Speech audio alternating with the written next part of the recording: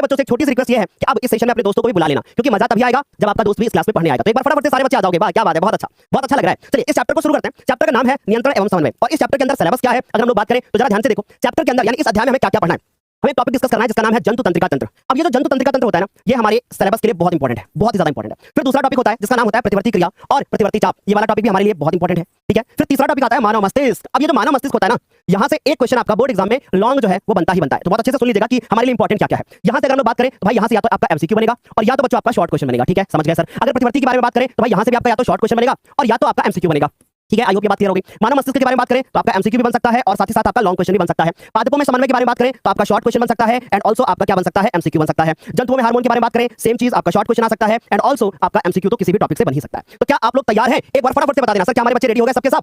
वाह क्या बात है, बहुत बढ़िया। तो शुरू किया जाए आज के लेक्चर को। अपने दोस्तों के साथ इसको शेयर जरूर कर देना, उनको बता देना कि भाई हम लोग आज इस चैप्टर को समाप्त करने जा रहे हैं, आ जाओ मेरे साथ में। सबसे पहले इस चैप्टर के इंट्रोडक्शन के बारे में बात करते हैं और एक एक चित्र हम आपको बना करके बताएंगे। अब एक छोटा सा सवाल है, इस चैप्टर का नाम है नियंत्रण एवं समन्वय। आखिर इसका अर्थ क्या है, इसके बारे में बात करते हैं, ठीक है। बात समझ में आ गई? इस चैप्टर के अर्थ के बारे में बात करते हैं। जरा ध्यान से सुनो, यहाँ पे हमारे पास क्या लिखा हुआ है, एक शब्द लिखा हुआ है नियंत्रण।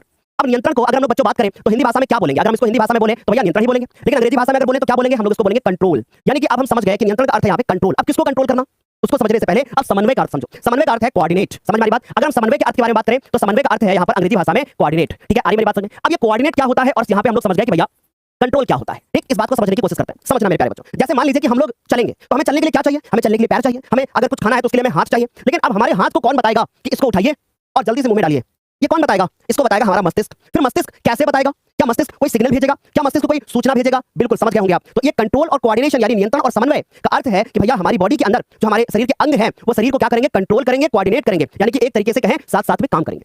समझ में आ रही बात? यानी नियंत्रण करेंगे और समन्वय करेंगे। सिंपल सा चैप्टर का अर्थ आपको समझ में आ रहा होगा कि इस चैप्टर के अंतर्गत हमें वो चीजें पढ़नी है जिससे हमारी बॉडी कंट्रोल होती है, जिससे हमारी बॉडी क्या होती है, एक तरीके से कहें कि हर काम करती है। अगर हमें रोड पे चलना है ना तो पहले हमें मस्तिष्क हमारा सिग्नल भेजेगा कि भैया पैर जरा सही से रखना, वरना जो आपका पैर है ना वो नाली में चला जाएगा। तो ये क्या हुआ? ये हुआ कंट्रोल। और मस्तिष्क ने सिग्नल भेजा तो ये हुआ कोऑर्डिनेट। आई होप ये चीजें समझ में आई होगी। चलो अभी कुछ छोटे छोटे से पॉइंट्स हैं उनके बारे में बात करते हैं।